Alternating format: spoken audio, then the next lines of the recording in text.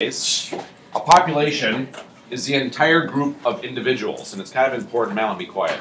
It's kind of important to understand the difference. In statistics, what we do is we evaluate what happens generally on samples, not populations. Because if you know the population, there's really no statistics. It's actual fact.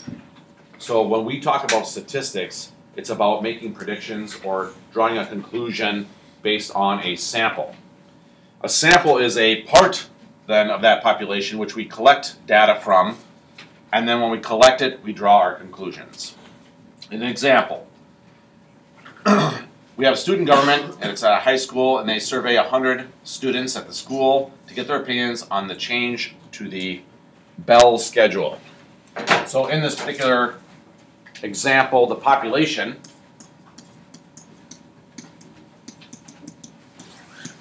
is going to be all students at the school. And then the sample is going to be the 100 students that were surveyed.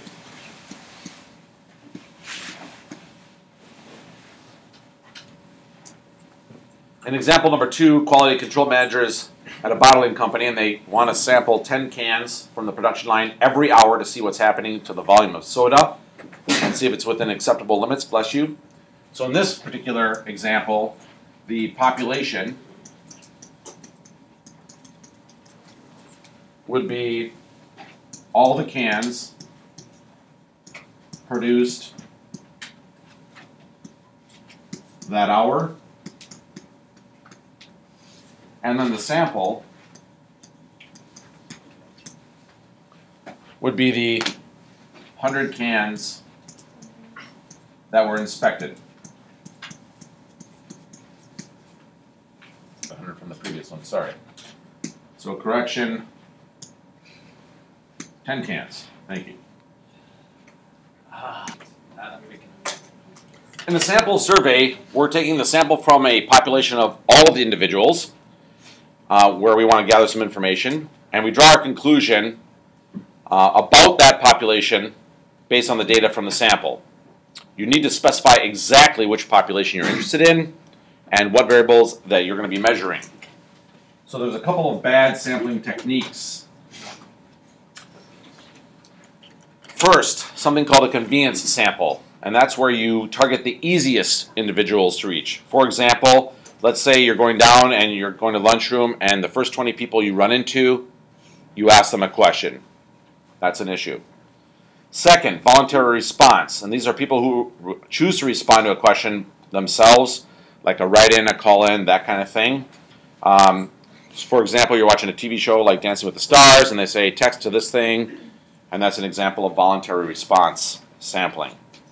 Most of these kinds of issues are always inaccurate because they don't represent the general opinion of the population. They are generally targeted towards a certain kind of group, and they will consistently overestimate a certain kind of response.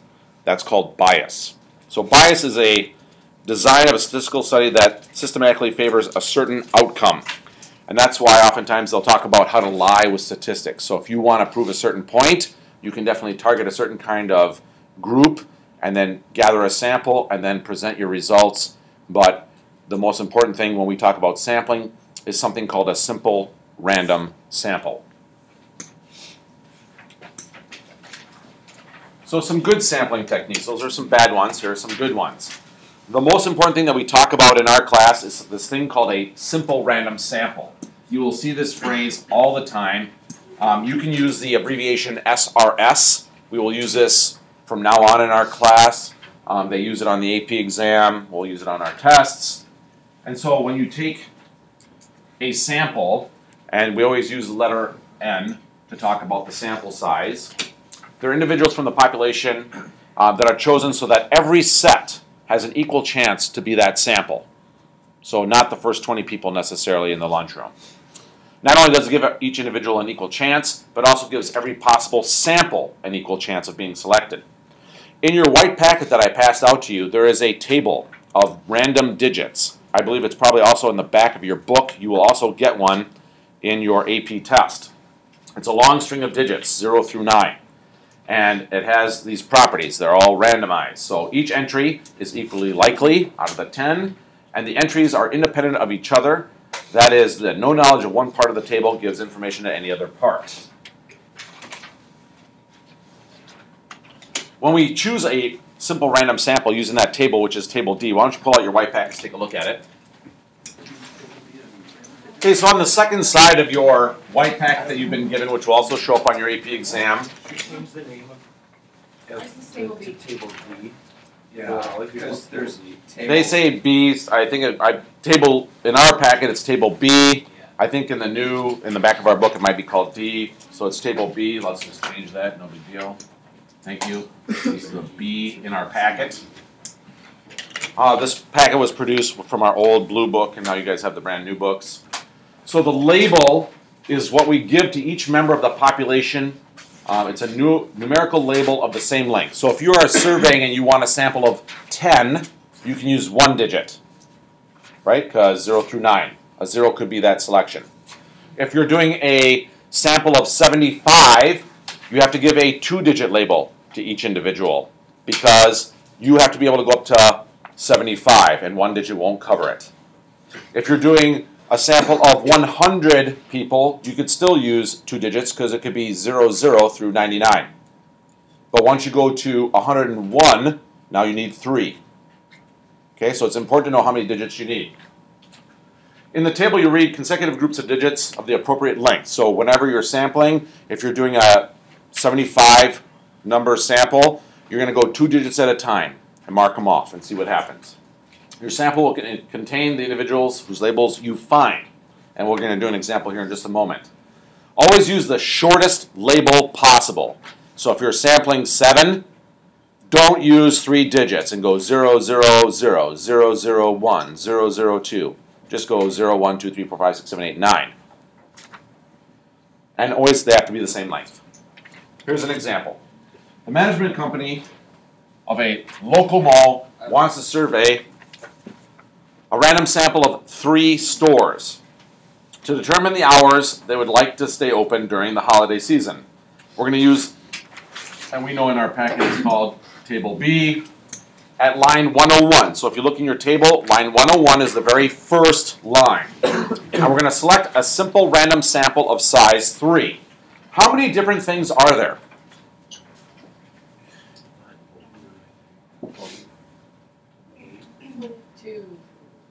Yep, there are 20. How many digits will I have to use?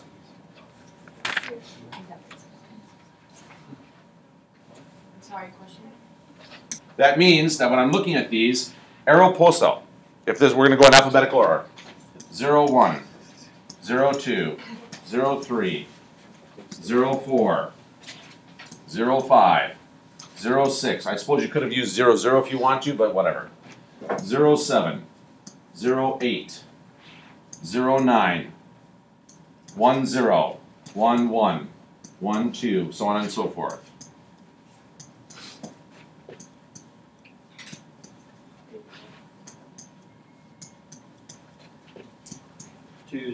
Two zero, yes, good job, Aaron. 20.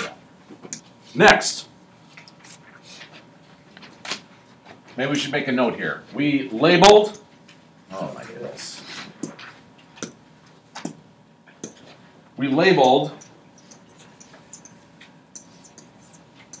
each store, and it was alphabetically.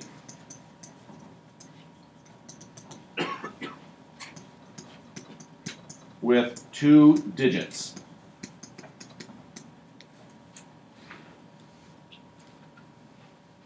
And maybe we should write down from 01 to 20.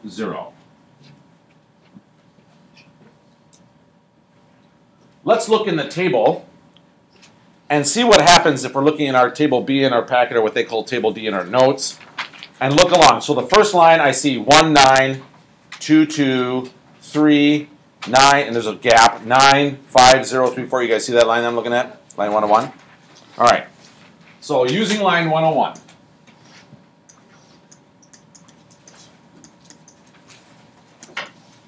I write down these digits.